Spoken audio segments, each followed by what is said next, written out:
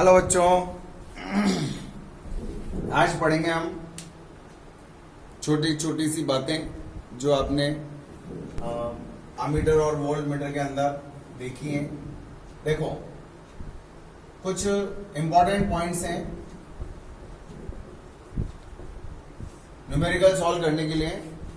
Galvanometer को मैं ammeter में बदलता हूं तो अलग तरह से सूत्र बनता है, और गैल्वेनोमीटर को वोल्ट मीटर में चेंज करता हूं तो अलग तरह से सूत्र डेवलप होता है। सूत्र करंट इलेक्ट्रिसिटी से जो आपने पढ़ रखा है वहीं से बनेगा। ये गैल्वेनोमीटर है। अब आपको ये पता होना चाहिए कि अमीटर बनाना है मुझे, तो अमीटर बनाने के लिए मुझे क्या करना पड़ेगा? इस गैल्वेनोमीटर के समांतर क्रम में एक शंट प्रतिरोध जोड़ना पड़ेगा। शंट रेजिस्टेंस ऑफ गैल्वेनोमीटर, ठीक है। तो यहां से लेकर यहां तक का ये उपकरण तो कहलाएगा गैल्वेनोमीटर, ठीक है। और अब ये इन दोनों के मध्य ये पूरा क्या बन गया? अमीटर बन गया, ठीक है। मान लो मुझे कैपिटल आई परास, अब यहां ये जो मैं लिख रहा हूं इसको आप लोग नोट कर लेना अभी आज प्रॉब्लम सॉल्व करने के लिए। यहां जो भी धारा होगी वो इस पूरे अमीटर, ये पूरा क्या है? अमीटर है, अमीटर की परास है। लेकिन इसमें पूरी धारा नहीं जाएगी गैल्वेनोमीटर में, बल्कि इस धारा का कुछ अंश जाएगा। इसमें अगर धारा का मान Ig है तो बची हुई धारा I में से Ig इधर चला गया तो इधर जो धारा बची है उस धारा का नाम हो गया Ig minus I, sorry I में से Ig इधर चला गया तो क्या बच गया? I minus Ig। इधर मैंने एक गैल्वेनोमीटर, ये गैल्वेनोमीटर है, लेकिन इससे वोल्ट मीटर बनाना है तो इसके श्रेणी क्रम में मैंने एक उच्च प्रतिरोध जोड़ दिया, ये उच्च प्रतिरोध जोड़ दिया। अब ये जो उपकरण बना है ये पूरा, इस उपकरण का नाम हो गया वोल्ट मीटर। इसमें बहने वाली धारा को हम Ig बोलेंगे, क्योंकि G में जितनी भी धारा जाएगी वो Ig के नाम से ही जानेंगे। क्योंकि अब इस Ig को आपको अच्छे से याद कर लेना है। क्या है? G में पूर्ण स्केल पर विक्षेप के लिए आवश्यक धारा, ये है Ig। G में पूर्ण स्केल पर विक्षेप के लिए आवश्यक धारा। अब आपको सिंपल सा काम करना है कि इन दोनों के मध्य T1 और T2 के मध्य टोटल विभवांतर का मान निकालना है। तो इसके सिरों पर विभवांतर Ig इंटू Rg और इसके सिरों पर विभवांतर Ig इंटू RH। सिंपल ओम का नियम लगाया, बिल्कुल सिंपल सा, जो आप लोग पहले से जानते हैं। टोटल यहां से यहां तक का विभवांतर निकालना है Ig इंटू Rg और Ig इंटू RH। हमें इस RH का मान निकालना था तो मैंने आपको कल बता ही दिया था, V बराबर Ig कॉमन लिया, Rg प्लस RH इसको नीचे ले गया, V अपॉन Ig बराबर Rg प्लस RH, तो RH का मान आ गया था V upon Ig minus Rg। ये था कितना प्रतिरोध इसके श्रेणी क्रम में जोड़ूं कि वोल्ट मीटर बन जाए। यहां आपको पता चली गया V क्या है? वोल्ट मीटर की परास, ये वोल्ट मीटर की परास। ये गैल्वेनोमीटर का प्रतिरोध है। ये कितना प्रतिरोध जोड़ना पड़ेगा? उच्च प्रतिरोध। ये उच्च प्रतिरोध है जिसका मान आपको ज्ञात करना है, और ये वोल्ट मीटर की परास है। और Ig तो आपको पता हो ही गया, क्या है बताओ? Ig पूरे स्केल पर विक्षेप के लिए कितनी धारा की जरूरत पड़ती है, दैट इज Ig, ठीक है। अब यहां क्या है? T1 और T2 के मध्य विभवांतर इन धारा और इस प्रतिरोध से भी निकाल सकता हूं, Ig इंटू Rg से भी निकाल सकता हूं, और धारा गुणा प्रतिरोध, इसके भी दो सिरे यही है, इसके भी दो सिरे यही है, तो मजे आ गए। इस धारा इस प्रतिरोध से निकालो, चाहे इस धारा और इस प्रतिरोध से निकालो, क्योंकि दोनों समांतर क्रम में जुड़े हैं। और समांतर क्रम में दोनों के सिरों पर विभवांतर का मान समान होता है। ये आ गया काम। अब आपको निकालना क्या है, शंट निकालना है। बहुत आसान सा काम है। आई जी एंड, ये आपका कंसेप्ट हो गया। अब आगे कुछ भी करो आप, मर्जी है जो करो। ये हो गया I minus I G into R S, then R S equals to I G upon I minus I G into R C. फिर वापस वही कहानी, आई जी क्या है, इसके पूरे स्केल पर विक्षेप के लिए आवश्यक धारा। ये क्या है, ये परास है। कितनी परास का मीटर बनाना है वो परास है। और ये क्या है, गैलोनोमीटर का प्रतिरोध। सिंपल सा काम है। अब इसके लिए मैं आपको एक क्वेश्चन बता देता हूं। आपको दिया हुआ एक सवाल है आपकी बुक का, आपसे पूछा जा रहा है आई जी का मान 5 मिली एम्पियर और आर जी का मान आपको दे रखा है 99। देखो 99 ओम की गैल्वेनोमीटर के पूर्ण स्केल पर विक्षेप के लिए, पूर्ण स्केल पर विक्षेप के लिए 5 मिली एम्पियर धारा की आवश्यकता होती है। 5 मिली एम्पियर धारा की जरूरत पड़ती है। ठीक है, 99 ओम का गैलोनोमीटर है, 5 मिली एम्पियर धारा प्रवाहित करेंगे तो पूरे स्केल पर विक्षेप आ जाएगा, वो संकेतक घूम जाएगा। अब आपसे कहा जा रहा है पहला नंबर, इस धारा मापी से आपको एक अमीटर बनाना है।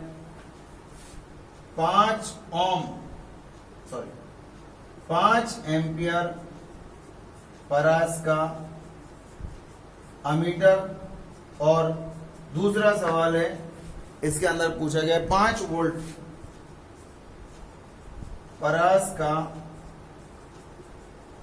वोल्ट मीटर बनाने के लिए आवश्यक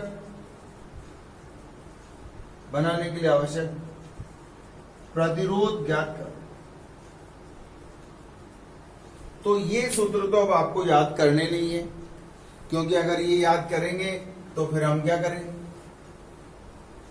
फिर हमारी पढ़ाई बेकार होगी। बस आपको अपना कंसेप्ट अप्लाई करने के तरीके पर कॉन्फिडेंस होना चाहिए, क्योंकि ये फॉर्मूलाज किसी को भी याद नहीं रहेंगे, क्योंकि हमारे पास याद करने वाली चीजें दूसरी जो हमें याद करनी। ये चीजें कंसेप्चुअल हैं जो हमें याद नहीं करनी। बस कैसे अप्लाई करते हैं वो सीखना है आपको। देखो ये दे रखा है मुझे, एक गैलोनोमीटर दिया, इसका आरजी दे रखा है 99 ओम, ठीक है, और इसमें आईजी का मान दे रखा है कितना, 5 मिली एम्पियर। इतनी धारा से इसमें पूरा विक्षेप आया था इधर। अब पहला सवाल है, ये दे रखा है भैया, पहला सवाल, इस गैलोनोमीटर को काई में बदलना है मुझे 5 एम्पियर परास के अमीटर में बदलना है। तो देखो कैसे बदलूंगा मैं, ये T1 ये T2, इसके ये शंट लगा दिया मैंने, देखो ये शंट लगा दिया। इसमें धारा का मान अभी भी कितना होगा, IG, इसका प्रतिरोध RG, और परास का मान कितना, I, तो इसमें धारा का मान कितना, बोलो, I माइनस IG। कोई दिक्कत? ये आपका कंसेप्ट है, हर बार अप्लाई करना है, कुछ भी याद करने की जरूरत नहीं है। एक बार अप्लाई करना सीखो और चैन से सो। अब बताओ, ये दे रखा है आपको, ये दे रखा है, और इसका मान ज्ञात करना है, और ये भी दे रखा है। ये कितना दे रखा है बताओ, I बराबर दे रखा है 5 एम्पियर परास का अमीटर बनाना है। आपको 5 एम्पियर परास का अमीटर बनाना है। तो देखो क्या कंसेप्ट लगाऊंगा, चूंकि I माइनस IG गुणा RS this into this equals T1 और T2 के मध्य विभव अंतर यहां से निकालो चाहे यहां से निकालो, IG इंटू RG, RS निकालना है ना, तो RS equals to IG into RG upon I minus IG। मात्रकों का भी ध्यान रखना है क्योंकि हम IG का मान मिली एम्पियर में दे रहे हैं और I का मान दे रहे हैं मिली एम्पियर, सॉरी एम्पियर में दे रहे हैं। तो हम इसको थोड़ा सा ध्यान से अगर सॉल्व करेंगे तो प्रॉब्लम नहीं है। IG 5 मिली एम्पियर, आप समझ गए होंगे IG बराबर 5 मिली एम्पियर है, तो मैंने इसको चेंज कर दिया एम्पियर में। मिली का मतलब जानता हूं 10 की घात माइनस 3, सेंटी का मतलब 10 की घात माइनस 2, याद है कुछ? करो चेंज करो, गुणा ये 99 अपॉन ये कितना है 5 माइनस 5 गुणा 10 की घात माइनस 3। अब यहां थोड़ा सा स्मार्ट बनो, स्मार्ट तो हम है सर, थोड़ा सा और स्मार्ट बनो। देखो किस तरह से बनना है स्मार्ट। पहले तो मैं इसको इससे गुणा कर लूं, बताओ कर दो गुणा, क्या आएगा बताओ। अगर मैं इसको इससे गुणा करूंगा तो थोड़ा ध्यान से देखो, 1 मिनट रुक जाओ, गुणा 99 अपॉन 5 माइनस, अगर आप इसको देखोगे तो ये आएगा 0.005, 10 की घात माइनस 3 है ना। थोड़ा सा स्मार्ट क्या बनो कि ये जो राशि है वो राशि इसकी तुलना में बहुत छोटी है, इतनी छोटी है कि अगर मैं इसमें से इसको घटाऊंगा तो जो आंसर आएगा आपको देख के ऐसा लगेगा यार मैंने काय को घटाया, क्यों घटाया यार, 5 ही रहने देता। मतलब ये राशि इतना छोटा मान है इसकी तुलना में कि इसमें जोड़ दो घटा दो कुछ फर्क नहीं पड़ रहा है इसका। अगर मान लो मैं इसको इस तरह से लिख दूं, ये देखो लगभग बराबर का चिन्ह लगा दिया, 5 गुणा 10 की घात माइनस 3 गुणा 99 बटे 5 कर। ये राशि इतनी छोटी है, अगर मान लो किसी को लगता है नहीं नहीं मैं तो नगण्य नहीं मानू, कोई बात नहीं, नगण्य मत मानो, आपको 10 मिनट ज्यादा खर्च करने पड़ेंगे लेकिन आपका आंसर फिर भी यही आएगा। ये काट दिया, सॉल्व करके बताओ कितना आया, 0.099, तो आपका आंसर आ गया लगभग 0.1। चाहो तो आप इसको ऐसे भी लिख सकते हो, ठीक है ना, और यह 0.099 ओम भी लिख सकते हो या 0.1 ओम भी लिख सकते हो। इसका मतलब समझ में आ रहा है आपको? 0.099 ओम लिख लो या 0.1 ओम लिख लो, दोनों का मतलब एक ही, दोनों का मतलब एक। तो थोड़ा सा आप लोग स्मार्ट तो ही सी, थोड़ा सा और स्मार्ट कि यार मैं क्यों इतना पंगा मोल लूं कि इतनी इस राशि में से इस राशि को क्यों घटाऊं, मेरी कैलकुलेशन फास्ट हो रही, खट से आंसर ये बात है, ठीक है ना। अब सेकंड नंबर पर आपसे पूछा गया था कि इस गैल्वेनोमीटर को आपको वोल्ट मीटर में चेंज करना है। गैल्वेनोमीटर को वोल्ट मीटर में बदलने के लिए क्या करते हैं, सोचो।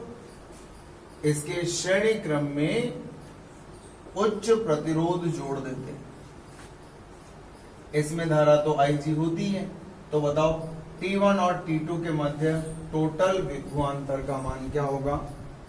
कितनी परास का वोल्ट मीटर बनाना है वो आपको दे ही रखा है, तो V बराबर IG into RG plus IG into RH and we have to find out RH। तो बताओ RH का मान निकालना बताया, V अपॉन IG माइनस, बताओ अपॉन माइनस RG। सॉल्व कर लिया इसको, अरे IG कॉमन लेकर के इसके नीचे ले गया था ना, एक स्टेप एक्स्ट्रा अभी बताया था, देखो कैसे। V बराबर IG into RG plus RH, इसको नीचे ले जाओ। अब शॉर्टकट मारना सीखो यार, लेकिन बताओ RH बराबर क्या आएगा, V upon IG minus RG आ जाएगा। लेकिन अभी इतना सारा लिखने की जरूरत नहीं है, शॉर्टकट मारो। 4-5 बार करेंगे तो ऑटोमेटिक होने लग जाएगा।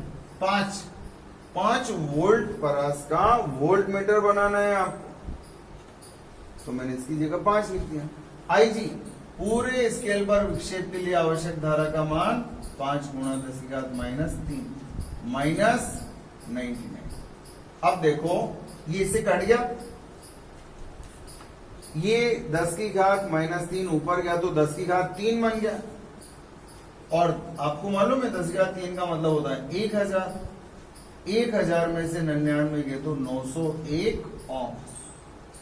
इसका मतलब ये हुआ, अगर गैल्वेनोमीटर के श्रेणी क्रम में 901 ओम का प्रतिरोध जोड़ दिया जाए तो वो 5 वोल्ट परस का वोल्ट मीटर बन जाएगा। तो एक छोटा सा क्वेश्चन था, इसके माध्यम से आपको कल का कंसेप्ट समझ आ जाना चाहिए। ठीक है, हो गया। एक तो ये कंसेप्ट अप्लाई कैसे होगा ये आपको याद रखना है। सूत्र याद करने की जरूरत नहीं है, कोशिश करेंगे तो शायद आप एग्जाम में गलत करें, क्योंकि याद करने से नुकसान होने की संभावना ज्यादा है। कैसे अप्लाई हो रहा है, क्योंकि बार बार सूत्र बनाओ, आप जब भी क्वेश्चन सॉल्व करो सूत्र बनाओ। और देखते हैं, कई बार आपसे यूं पूछा जाता है कि गैल्वेनोमीटर में से मुख्य धारा का कौन सा अंश प्रवाहित होगा, ऐसा सवाल पूछा जाता है। जैसे इधर देखो, ये है पॉइंट नंबर 2, जैसे ये गैल्वेनोमीटर है, ठीक है। अगर इसके समांतर क्रम में शंट जोड़ दो, शंट हम इसलिए भी जोड़ते हैं कई बार कि ये गैल्वेनोमीटर को जलने से बचाने के लिए। अगर मान लो ये नहीं होता तो इसमें अगर इतनी सारी धारा जाती, इतनी सारी धारा से जल सकता है। इसकी कुंडली में विद्युत धारा का ऊष्मीय प्रभाव के कारण इतना ज्यादा टेम्परेचर डेवलप हो जाता कि वो पिघल जाती, जिसे हम बोलते हैं कि कुंडली जल गई। उससे बचने के लिए, जलने से बचाने के लिए हम क्या करते हैं कि भाई पूरी धारा इसमें होके मत भेजो, नहीं तो बढ़ जाएगा ये। बात समझ में आएगी? शब्द समझ में आया आपको? आपका शब्द बोला नहीं। इतनी सारी धारा अगर इसमें प्रवाहित करेंगे तो ये जल जाएगा। जलने से बचाने के लिए भी इसके समांतर क्रम में एक नन्हा सा प्रतिरोध, अल्प प्रतिरोध, क्या नाम है इसका? अल्प प्रतिरोध। लेकिन हमने इसका नन्हे से का नाम क्या रख दिया? शंट प्रतिरोध। अल्प प्रतिरोध को क्या कहा जाता है? शंट प्रतिरोध कहा जाता है। ठीक है, इसको जोड़ने से क्या होगा कि कुछ धारा ये ले लेगा और बाकी की धारा इसमें चली जाएगी। कुछ धारा इसने ले ली, जैसे मान लो 100 किलो का वजन है। अब एक आदमी के ऊपर 100 किलो का वजन एक आदमी के ऊपर रख दें तो बेचारा क्या होगा? दब जाएगा। तो इसके पैरेलल में एक और जना आकर के खड़ा हो गया, बोला थोड़ा सा मैं ले लेता हूं, बाकी तू संभाल। ऐसा हिसाब किताब यहां नजर आ रहा है। तो इसका कुछ हिस्सा इसने अपने अंदर होकर के ले लिया, तो अब ये आराम से इसको बर्दाश्त कर सकते हैं। और ये तो हमें मालूम है, वही धारा है, पूर्ण स्केल पर विक्षेप के लिए आवश्यक धारा आएगी, तो इतनी तो ये ले गई सी, मैक्सिमम इतने ले सकता है। अब आपसे कहा जाता है बताओ इसमें जो धारा प्रवाहित हो रही है उसका कौन सा अंश प्रवाहित हो रहा है। मान लो 10 एम्पियर है तो ये कितना आएगा, वो पूछना चाह रहा है आपसे। तो क्या पूछ रहे हैं देखो, जी में से मुख्य धारा का कौन सा भाग प्रवाहित होगा, ये आपसे पूछ रहा है।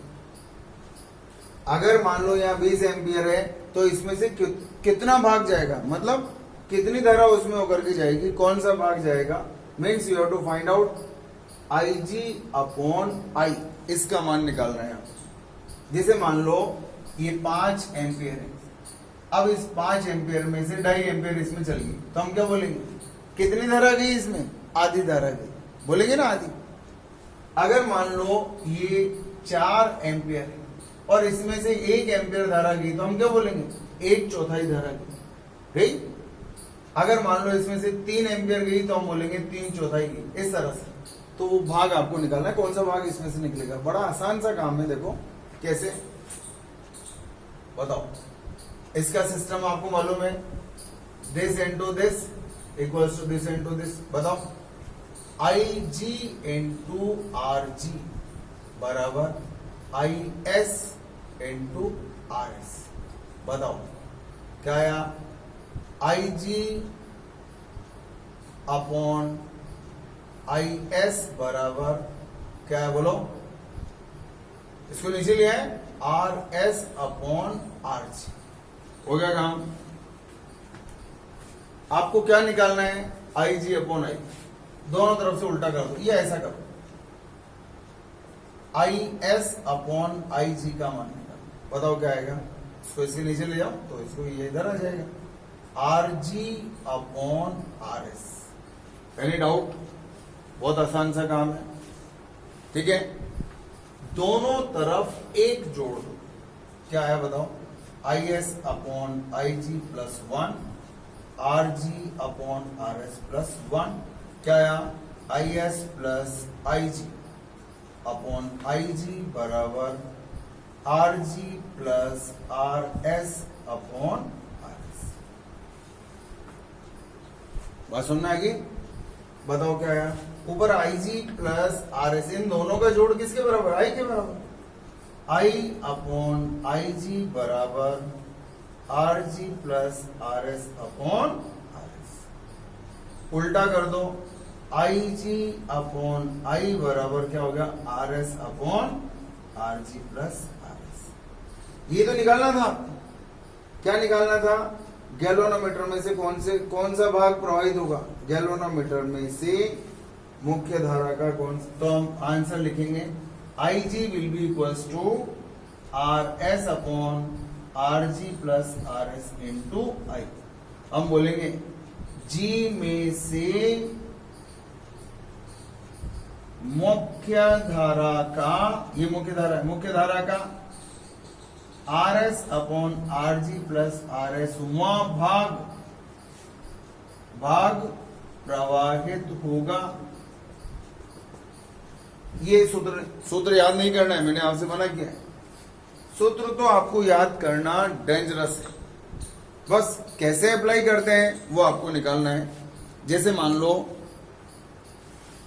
एक सवाल बताता हूं, अभी इसका आसान काम है। आपको मालूम है, अगर मान लो इसके समांतर क्रम में क्षण जोड़ दिया तो T1 और T2 के मध्य विभवांतर यहां से निकालो चाहे यहां से निकालो, बात बराबर है। समांतर क्रम में जुड़ा है और समांतर क्रम में विभवांतर का मान समान होता है। इसी का सवाल देख लो, देखो एक सवाल है,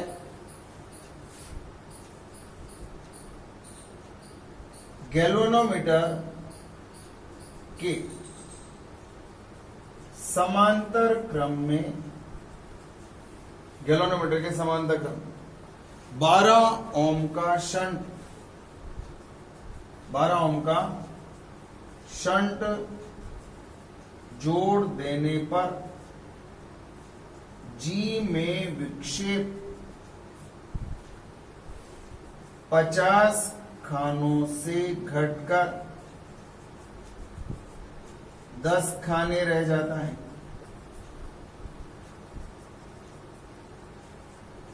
गैल्वेनोमीटर का प्रतिरोध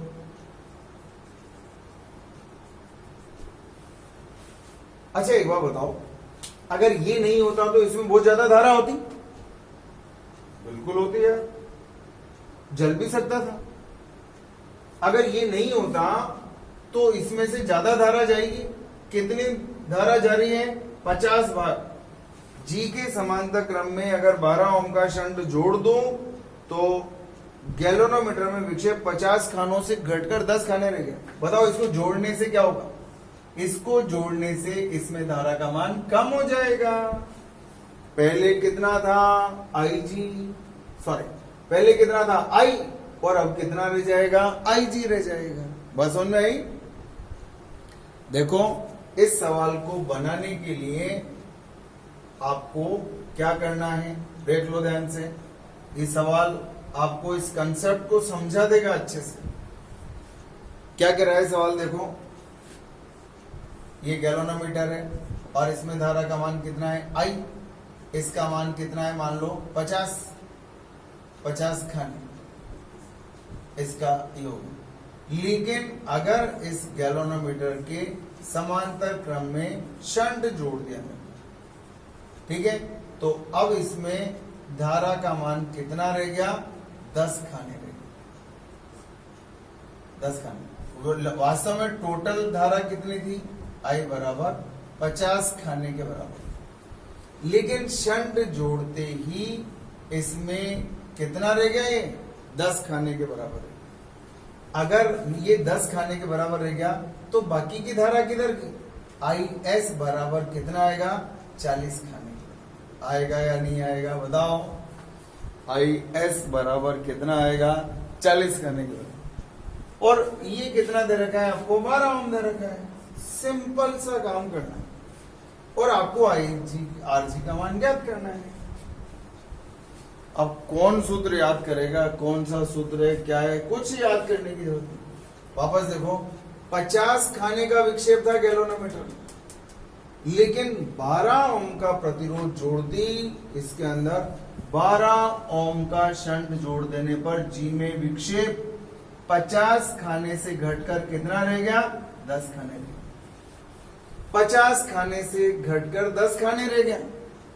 इसका मतलब I का मान अगर 50 मानूंगा तो IG का मान 10 रह गया। और मुझे और चीज पता चल गई, अगर ये 10 रह गया तो ये भी तो पता चल गया। इसका मतलब ये कितना रह गया 40 रह गया। अरे भैया अगर ये 40 रह गया तो मेरा तो काम आसान हो गया। अब मैं सूत्र क्यों याद करूं, this into this equals to this into this, काम हो गया। 10 गुणा RG बराबर 40 गुणा 12। कौन सा सूत्र याद करने की जरूरत पड़ी भैया बताना देखें। देन RG इक्वल्स टू 48 ओम। ये क्वेश्चन आपका आया हुआ है, आपकी बुक में भी है। लेकिन इसमें क्या है, बच्चे सूत्र याद करने वाले सब मात खा गए कि और इतना भाग उसमें प्रवाहित होता है, ये होता है, और ऊपर RS आता है या RG आता है, ऐसे अब वो कंफ्यूजन में आ गए। लेकिन जिसने अप्लाई करना सीखा है उसको तो टेंशन ही नहीं है बिल्कुल। बोला कौन सा सूत्र, वो तो बोले कौन से सूत्र के, बोला सूत्र तो याद ही नहीं है। बोला सिंपल है, 50 खाने का विक्षेप आता है, शंट जोड़ दे इसमें विक्षेप कितना रह गया 10 खाने का रह गया, 10 खाने का विक्षेप रह गया। इसका मतलब पहले धारा का मान 50 खाने के बराबर था, अब इसमें जो धारा है वो कितने खाने के बराबर है 10 खाने के बराबर। तो this into this equals to this into this. और मैंने देखा यार पहले 50 थी और इसमें से 10 ही जा रही है, इसमें से 10 ही जा रही है, इसका मतलब बाकी की गई कहां, ये नहीं, खत्म हो गया काम। तो ये आपका सवाल एक लाइन का, लेकिन इंपॉर्टेंट किस लिए, क्योंकि बहुत सारे बच्चे इस सूत्र को याद करते हैं। और आप सोच लो जिसने याद किया उसका बैंड बज गया। क्योंकि वो क्या करेगा, इस सूत्र में एक तो कंफ्यूजन आएगा, RS ऊपर था या RG ऊपर था, नीचे था, कहां था, एक तो ये, और दूसरा इसको सॉल्व करने में भी टाइम लग रहा है उसको। चाहो तो मान रख करके देख लो, इसको सॉल्व करने में आपको ज्यादा समय लगेगा और इसको एक ही लाइन में आप इसको आराम से सॉल्व कर पाएंगे। पॉइंट नंबर 3, स्क्रीनशॉट ले लो चाहो तो, बहुत आसान लेकिन इंपॉर्टेंट क्वेश्चन। हो गया काम। कल आपको टेस्ट देना है और टेस्ट में अब पूरा चैप्टर आएगा आपके, अच्छे से बनाओ, इस चैप्टर को अच्छे से बनाओ। आपको समय दे दिया मैंने खूब सारा इस चैप्टर के अंदर, 16 लेक्चर हो चुके हैं इस चैप्टर में, मोर देन सफिशिएंट काम हो चुका है, ठीक है। अब देखो, आपसे कहा जाता है कि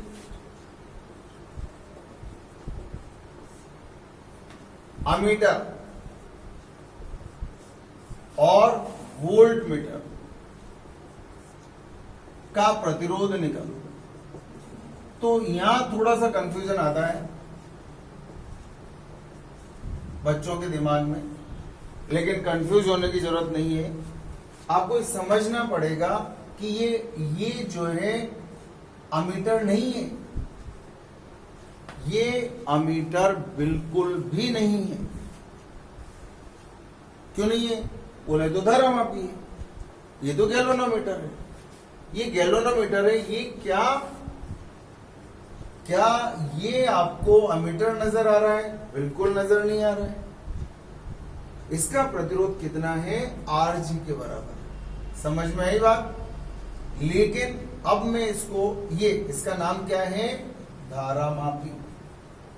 ये धारा मापी। लेकिन अगर मैं इसके समांतर क्रम में एक शंट का मतलब जानते हो ना, अल्प प्रतिरोध जोड़ दूं। अल्प मतलब बहुत छोटा, means RS is too less than RG। इस RS का मान, इसको शंट क्यों बोलते हैं? क्योंकि ये इसका मान जो है इसके मान से बहुत छोटा होता है। अब जो ये बना है, इस उपकरण का नाम क्या है? अमीटर। अब इसी का प्रतिरोध निकाल। बताओ T1 और T2 के बीच में क्या नजर आ रहा है? अमीटर या गैल्वेनोमीटर? तो हम बोलेंगे यहां तो गैल्वेनोमीटर था और यहां अब मुझे अमीटर नजर आया, क्योंकि मैंने इसके समांतर क्रम में शंट जोड़ दिया। कोई बात नहीं, T1 और T2 के बीच में दो प्रतिरोध कैसे जुड़े हैं? समांतर क्रम। तो बताओ 1/R तुल्य किसका? अमीटर का, बराबर 1/Rg प्लस 1/Rs। एलसीएम ले लो, Rg into Rs, Rg plus Rs। तो resistance of ammeter equals to Rg into Rs upon Rg plus Rs। किसी को कोई तकलीफ हो तो बोल सकता है, आराम से बोलो, ऊपर गुणा नीचे जोड़ समांतर क्रम में डायरेक्ट लिख सकते। अब हम आपको एक बात बताना चाह रहे हैं, इसको पढ़ना आ रहा है, resistance of ammeter, resistance of galvanometer, resistance of shunt. ठीक है, ये बताना चाह रहे हैं कि इसकी तुलना में ये तो बहुत छोटा है। ये तो मुकेश अंबानी है और ये गरीब गुरगा है। अगर दोनों की संपत्ति जोड़ दो तो, अगर दोनों की संपत्ति जोड़ दें तो क्या इसकी संपत्ति में कोई बदलाव आएगा? लिखने में नहीं आएगा। उसी तरह से क्या Rg इंटू Rs अपॉन क्या लिख सकते हैं? Rg, क्योंकि इसका मान अभी आपने देखा 99 ओम, अभी एक न्यूमेरिकल किया था हमने, इसका मान 99 ओम था और इसका 0.1 आया, तो 99.1 क्या फर्क पड़ता है? हटाओ बोला इसको, ये कट गया। Then you can say resistance of ammeter is almost equals to resistance of shunt. आएगा? सिद्ध करने के लिए आ सकता है, सिद्ध करो कि अमीटर का प्रतिरोध लगभग शंट प्रतिरोध के बराबर होता है। ये आपको सिद्ध करने के लिए आ सकता है। इसी तरह से बात करते हैं, ये रहा T1 और T2 के बीच में एक गैल्वेनोमीटर, ये क्या नाम है इसका? धारामापी। और मैंने इसके श्रेणी क्रम में एक उच्च प्रतिरोध जोड़ दिया, लेकिन अब इसका नाम चेंज हो, now it becomes volt meter. क्या नाम हो गया अब इसका? Volt meter. अब मुझे वोल्ट मीटर का तुल्य प्रतिरोध निकालना है, तो रेजिस्टेंस ऑफ वोल्ट मीटर। अब T1 और T2 के बीच में पूरा झमेला जो नजर आया वो क्या है? Volt meter. ये तो गैल्वेनोमीटर था, श्रेणी क्रम में उच्च प्रतिरोध जोड़ते हैं। अब ये किसकी एक्टिंग करेगा? वोल्ट मीटर की करेगा। Now you have to find out the resistance of this voltmeter, means this combination, equivalent resistance between T1 and T2 क्या आएगा? बोलो, Rg प्लस RH। अब देखो इसका मान अभी आपने देखा, इसका मान कितना आया था? 99, और इसका आया था 901। लेकिन और जो वोल्ट मीटर आप देखेंगे, जो आप और न्यूमेरिकल्स करेंगे, आपको आइडिया लगेगा इसका नाम क्या है? उच्च प्रतिरोध। ऐसे शब्द की जरूरत क्यों पड़ी उच्च शब्द की? क्योंकि इसका जो मान आएगा इसकी तुलना में बहुत ज्यादा आएगा। जैसे मान लो ये 50 ओम है तो ये 5000 ओम आएगा, ये मान लो 40 ओम है तो ये 10,000 ओम आएगा। मतलब इतना ज्यादा आएगा कि इस प्रतिरोध में अगर इसको जोड़ेंगे तो ऊंट के मुंह में, बताओ सबके दिमाग में आएगा, दिमाग में आना चाहिए, मुंह में नहीं आना चाहिए। बताओ R V almost equals to क्या लिखेंगे आप? R H. ऐसा क्यों लिखा? क्योंकि R H is 2 greater than R G. R H का मान आर जी से बहुत ज्यादा होता है, बहुत ज्यादा होता है, तो फिर इसको इसमें जोड़ने की जरूरत नहीं। जोड़ देंगे तो एक्यूरेट आंसर आ जाएगा, और नहीं जोड़ेंगे तो भी हम सही आंसर के करीब होंगे। हम ये कहना चाहते हैं अमीटर का तुल्य प्रतिरोध लगभग शंट प्रतिरोध के बराबर होता है, और वोल्ट मीटर का तुल्य प्रतिरोध लगभग उच्च प्रतिरोध के बराबर होता है। बोलो कोई दिक्कत है? बस समझ में आई? हो जाएगा। स्क्रीनशॉट ले लो चाहो तो इसका, आसान काम है। ठीक है, चलो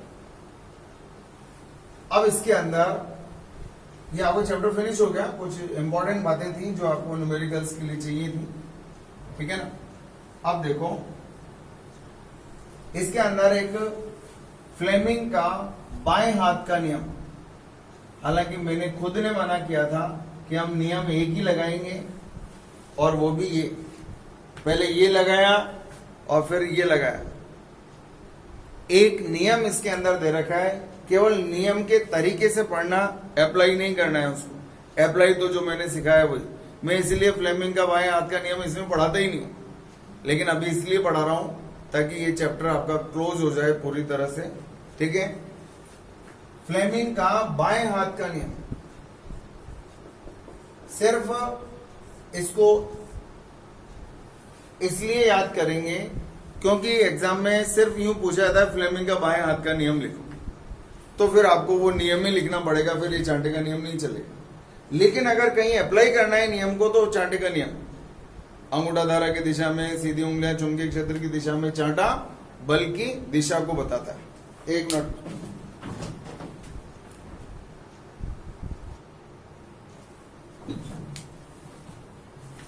देखो अभी आपने पढ़ा इस गैलोनोमीटर और इसके श्रेणी क्रम में क्या जोड़ा था? आर एच, वोल्ट मीटर बनाने के लिए।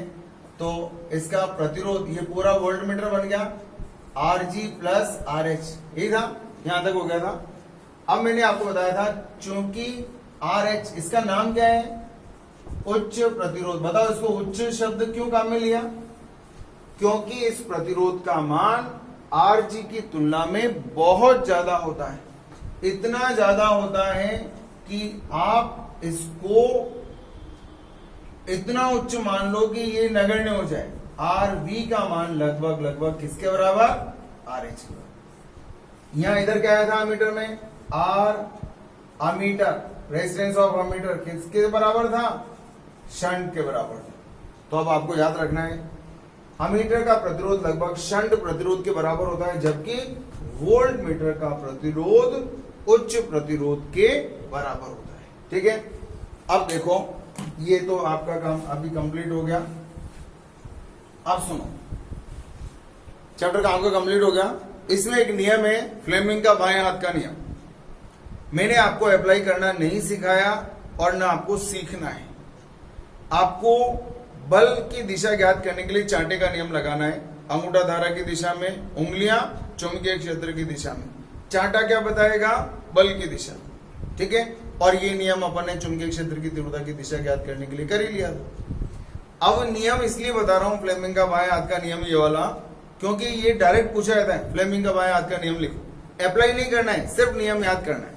तो ये है फ्लेमिंग का बाएं हाथ का नियम। आपको इसको अप्लाई करना नहीं सीखना है अभी, अप्लाई करने में फिर कंफ्यूजन आएगा। अपन को तो वही या तो ये और फिर ये, बस केवल इतना सा, इसी में तीनों चैप्टर निकाल देंगे अपन। फ्लेमिंग का बाएं हाथ का नियम क्या कहता है? ये रहा फ्लेमिंग का बाएं हाथ का नियम। ये समझ में आ रही है? क्या क्या है? अंगूठा है, तर्जनी है और मध्यमा है। अंगूठा, तर्जनी और मध्यमा। एक शब्द बता रहा हूं आपको, F B I. F B I. F का मतलब फालतू, बी का मतलब बातें, आई का मतलब आई, फालतू बातें। अब आपको याद रहेगा एफ बी आई का मतलब क्या है। वंदना जी सुन रहे हो ना? ये सारे जब क्लास में बैठते थे, सारे की सारी गुटरू गु चलती रहती थी इनकी। क्या करते थे ये मालूम है? ये करते थे, समझ गए होंगे सब। आदत होती है सब क्लास में। अब अकेले अकेले पढ़ रहे हो, देखो मजा आ रहा है ना? मजा आ रहा है? एफ बी आई, अगर बाएं हाथ की अंगूठे, तर्जनी और मध्यमा को समकोणिक रूप में फैला ले, समकोणिक रूप में करके देखो, करके देखो। क्या करना है आपको? बायां हाथ, बावड़ा हाथ, ये इस बावड़े हाथ की अंगूठे, मध्यमा और तर्जनी ऐसे। कैसे? ऐसे। फ्लेमिंग का बाएं हाथ का नियम ये रहा। फालतू बातें आई, देखो ये है अंगूठा और ये है तर्जनी और ये है मध्यमा। अंगूठा, तर्जनी और मध्यमा। अब नियम क्या कहता है फ्लेमिंग का बाएं हाथ का नियम? यदि बाएं हाथ के अंगूठे, बाएं हाथ के अंगूठे, तर्जनी एवं मध्यमा को समकोणिक रूप में फैलाने पर, कैसे? करके देखो एक बार, करके देखो कैसे। यूं करके, यूं, फ्लेमिंग फ्लेमिंग फ्लेमिंग आएगा। ये फ्लेमिंग है भी। किसी दोस्त से मिलो, हेलो फ्लेमिंग, ये फ्लेमिंग का बाएं हाथ का नियम हो गया। बाएं हाथ के अंगूठे, तर्जनी और मध्यमा को समकोणिक रूप में फैलाने पर, ऐसे फैलाने पर, अंगूठा, बताओ, अंगूठा बल, बताओ, तर्जनी चुंबकीय क्षेत्र एवं धारा, बोलो धारा कौन सी? मध्यमा, मध्यमा धारा की दिशा में होती है। अब आप इसको उल्टा पुल्टा कैसे भी करके लिख सकते हो। कैसे? ध्यान से सुनो। यदि बाएं हाथ के अंगूठे, तर्जनी और मध्यमा को समकोणिक रूप में फैलाने पर, ध्यान से देखना, थोड़ा सा उल्टा पुल्टा कर दूं ताकि नियम के रूप में आ जाएगा। फैलाने पर क्या क्या किया आपने? बाएं हाथ के अंगूठे और तर्जनी और मध्यमा को समकोणिक रूप में फैलाने पर यदि तर्जनी चुंबकीय क्षेत्र की दिशा, चुंबकीय क्षेत्र की दिशा में तथा मध्यमा धारा की दिशा में व्यवस्थित हो तो अंगूठा, बताओ, धारावाही चालक पर बल की दिशा को व्यक्त करेगा। ये में आपको अप्लाई करना इसलिए मना करता हूं क्योंकि हम बेहतरीन नियम पढ़ चुके हैं। अंगूठा चुंबकीय, ये धारा चुंबकीय क्षेत्र और चांटा बल की दिशा। धन आवेश पर बल या धारावाही चालक पर बल की दिशा को बताता है। इसको सिर्फ आपको इस शब्द के माध्यम से लिखना आना चाहिए, केवल लिखना सीखना है। वो भी इसलिए क्योंकि एग्जामिनर डायरेक्ट पूछ ले फ्लेमिंग का बायां हाथ का नियम लिखो, तो अब आपको ये चांटे का नियम थोड़ी काम आएगा। अब तो आपको ये नियम बनाना आना चाहिए, और ये नियम वास्तव में फालतू बातें आई से आपको बहुत आसानी से, फालतू बातें आई। सबसे पहले क्या लिखो, फालतू बातें आई। वंदना जी सुन रहे हो ना, फालतू बातें आई। ये क्या हो गया, अंगूठा। ये क्या हो गया, चुंबकीय क्षेत्र। और ये क्या हो गया, धारा। ये इस तरह से, अगर ये चुंबकीय क्षेत्र की दिशा में और ये धारा की दिशा में, तो ये अंगूठा बल की दिशा को व्यक्त करेगा। तो ये है आपका फ्लेमिंग का बाएं हाथ का नियम। ये फ्लेमिंग का बाएं हाथ का नियम है। आज आप इसके objective, short questions, very short questions, पीछे के न्यूमेरिकल्स, एग्जांपल सब सॉल्व कर लो। मैंने आपको बुक के सारे सॉल्यूशंस भेज दिए, चाहोगे तो आज वापस रीसेंड कर दूंगा, लेकिन मैं पहले भेज चुका हूं। उनमें से देख लो सारे को, आज सॉल्व कर लेना भाई, क्योंकि कल आपको टेस्ट देना है। कल आपका टेस्ट होगा इसी चैप्टर का, ठीक है। चलो।